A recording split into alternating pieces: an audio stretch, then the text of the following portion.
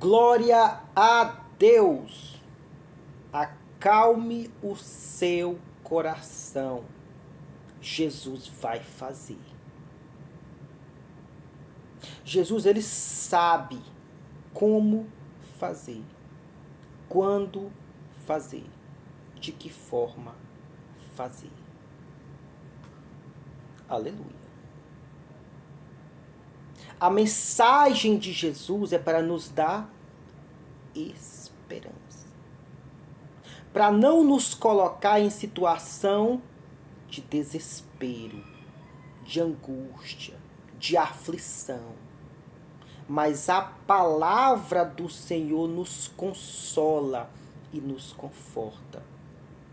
E Ele vai fazer. Às vezes você pensa que Ele vai mover céus e terra para resolver uma situação de ordem humana, sentimental, financeira, espiritual. Jesus não precisa disso, irmão. Quem precisa desses esforços somos nós, somos limitados. O meu Cristo não. Ele não precisa de muito esforço para resolver a situação. E eu repito, Ele vai fazer. Acalma teu coração. Não se desespere, não se atemorize. Foi isso que ele disse para os discípulos, consolando os discípulos. Capítulo 14, no capítulo 16 de João. Às vezes você está aí desesperado, desesperada, porque aconteceu isso, ou vai acontecer aquilo em decorrência de uma situação, mas Ele vai fazer. E só basta um toque dele para resolver essa situação da sua vida. Olha como é bom crer em Jesus, acreditar em Jesus, depositar nossa confiança em Jesus, para poder descansar em Jesus, mesmo na pior situação. Apenas um toque dele resolve. Não tem um hino antigo, aquele corinho? Basta que me toque, Senhor, pra minha alma cansada vencer. Se a noite escura está, sua mão me guiará. Basta que me toque, Senhor, acalma o teu coração, porque Ele vai fazer. Aleluia. A Bíblia narra uma história no capítulo 7 de Lucas. Ali era um momento triste, um momento que a esperança já tinha ido. Só tinha choro, só tinha pranto, só tinha dor. Mas entenda que aonde existem essas situações desconfortáveis, Jesus aparece. Por que que Ele aparece? Porque o meu Cristo, o teu Cristo, Ele habita num alto e sublime trono, mas também habita no meio do contrito, aleluia, para vivificar o coração do abatido. Aquela mulher, a viúva de Naim, no contexto de Lucas 7,14, estava desesperançosa.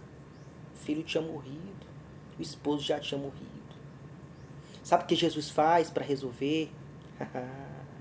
Ele apenas toca no caixão e dá a ordem. Eu lhe digo, levanta-te. Aleluia. Meu irmão, tu tem noção do que é isso?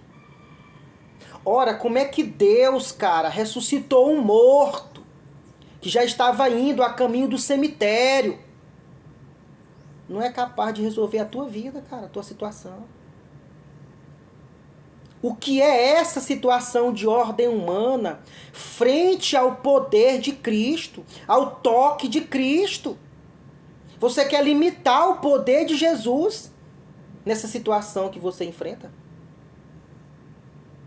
Jesus, ele pode todas as coisas. Todas as coisas, se você crê nele. Eu havia dito no início que a palavra dele é consoladora. E é consoladora.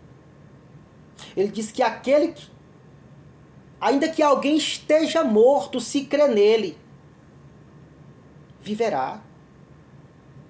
Tem como você deixar de crer em Jesus, irmão? Não tem como.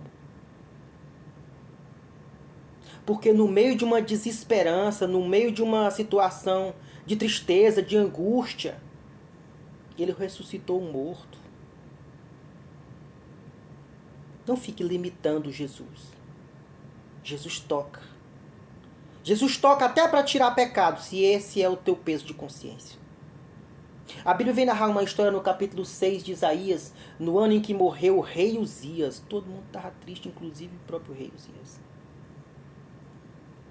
Sabe o que ele fez? Não ficou na casa dele. Ele foi para onde? Ele foi para a igreja! Ele foi para o culto! Quando ele chegou no culto, irmão, aleluia, ele viu o Senhor num alto e sublime trono. Acabei de repetir. Lá ele estava, lá no alto.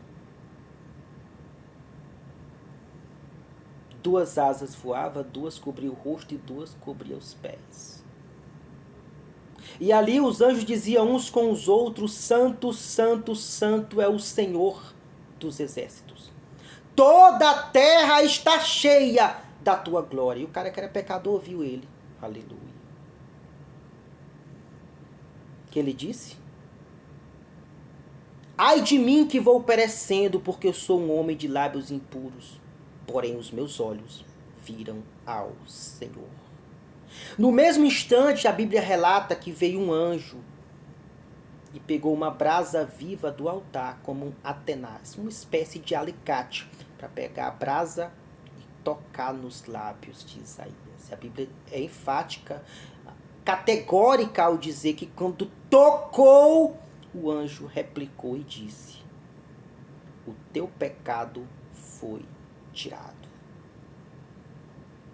E aí, depois que o pecado é tirado, ele se propõe a fazer o que Jesus quer. Aí ele se propõe a fazer a missão que Jesus designou para cada um de nós. Eu irei. Eu estou aqui. Eu estou pronto.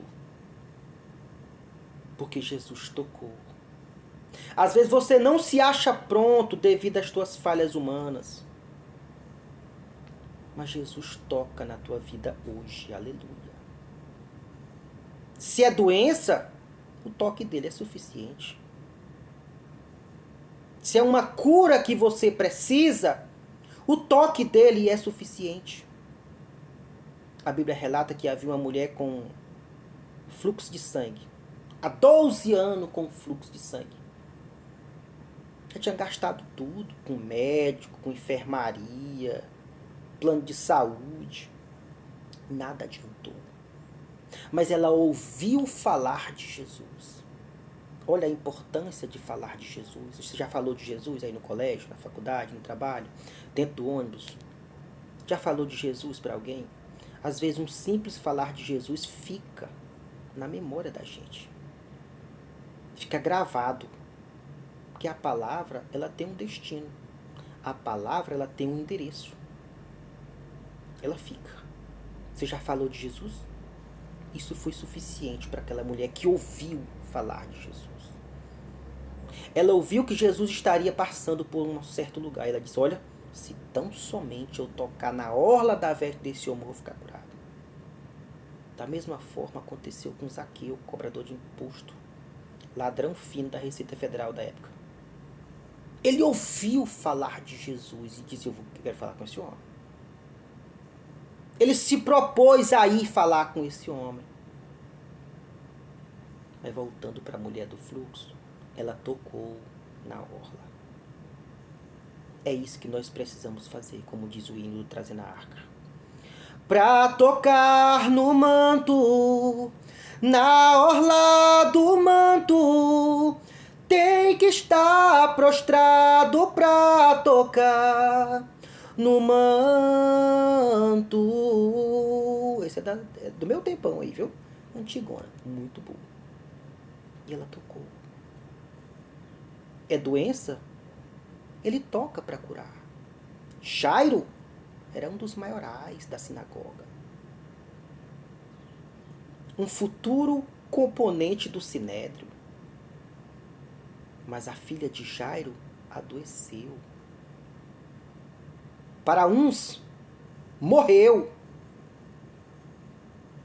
Jairo nem crente não era. O que ele fez? Foi procurar quem toca. Aleluia. Foi procurar quem resolve. É isso que tu tem que fazer. Tira essa carga e coloca nas mãos de quem resolve. Porque a mão dele alcança aonde a mão do teu médico não alcança. É a mão do meu Cristo. Sabe o que Jairo chegou? Sabe o que ele disse para Jesus? Jesus, ele chamou Jesus para a casa dele. Tu já chamou Jesus para tua casa? Igual aquela música lá do Regis Danelli, das antigas. Então bora lá em casa. Coloca as mãos nela. Toca nela. Um incrédulo, né? Nem crente não era. E tu aí que é crente, tá achando que Jesus não vai resolver essa tua pequena situação. Jesus foi. Jesus foi. Quando ele chegou na casa de Jairo, todo mundo lá na sala e tal.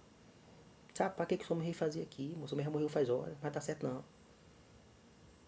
Jesus. Ele sabe com quem deve tratar, qual tipo de assunto ele deve lidar. Diz pros pais da criança, bora pro quarto. Deixa esses incrédulos aí, que aí não tem jeito não. Vão continuar dizendo que não vai acontecer nada. O que Jesus vai fazer na tua vida no particular, bota isso na tua cabeça, é lá no teu quarto. Jesus entrou no quarto, aleluia. Só com os pais da criança. Deixou os incrédulos lá. É porque tem coisa que tu tá esperando na frente de todo mundo. Esperando ser exaltado. Totalmente antibíblico essa besteira de ser exaltado. É tu que tem que exaltar a Deus, cara. Não é tu ser exaltado em canto nenhum não, meu irmão. E aí Jesus entra no quarto. O que ele disse? Ele toca. Talita, levanta-te. Ele disse uma expressão hebraica que eu não sei pronunciar. E nem vou me aventurar em pronunciar. Quando ele faz isso, a menina que estava morta reviveu. Basta que me toque, Senhor, pra minha alma cansada vencer. Ele vai fazer. Ele vai tocar. Acalma o teu coração. Descansa, confia, espera e se coloca na posição de filho de Deus. Agora, exige um refinamento. Exige uma separação, um comportamento diferente. Se coloque na posição de filho de Deus, porque ele veio buscar e salvar todos que se haviam perdido. Ele vai tocar.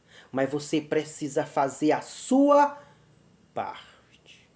Tem coisas que Deus faz a parte dele e tem coisa que precisamos fazer a nós. Voltando na ressurreição de Lázaro. Compete aos homens. Coisas humanas que a gente pode fazer, Jesus não toca não. Deixa que os homens façam. Jesus não é escravo de ninguém, não. É para tirar a pedra? Vão lá e tiram. Compete a vocês. Tá na força motriz de vocês fazer. Agora, na hora do milagre, pode deixar que é comigo. O homem não pode fazer milagre. Deus age nas impossibilidades humanas e ele vai tocar. Jesus foi lá e ressuscitou Lázaro. Ressuscitou o filho da viúva, a filha de Jairo e Lázaro. Tu acha que ele ressuscitando esse tanto de gente, cara, não vai resolver a tua situação? Tu fica aí murmurando, falando de Deus, desacreditando. Deus, ele não se agrada das pessoas que ficam murmurando. Ele vai tocar, ele vai resolver, mas tu tem que descansar, tu tem que confiar, tu tem que crer, porque ele vai fazer. Tem coisas que a gente precisa fazer a nossa parte. Algumas pessoas ficaram atônitas, ficaram abismadas com a situação do evento de Atos 2, quando aqueles irmãos estavam embriagados com o Espírito Santo. Algumas pessoas viram aquela manifestação e quiseram também ser daquele jeito e perguntaram para Pedro: eu quero ficar desse jeito aí também. E aí, Pedro, como é que faz para ficar assim? Só que aí tem que fazer a nossa parte. Aí Pedro entra com a parte que compete a cada um de nós.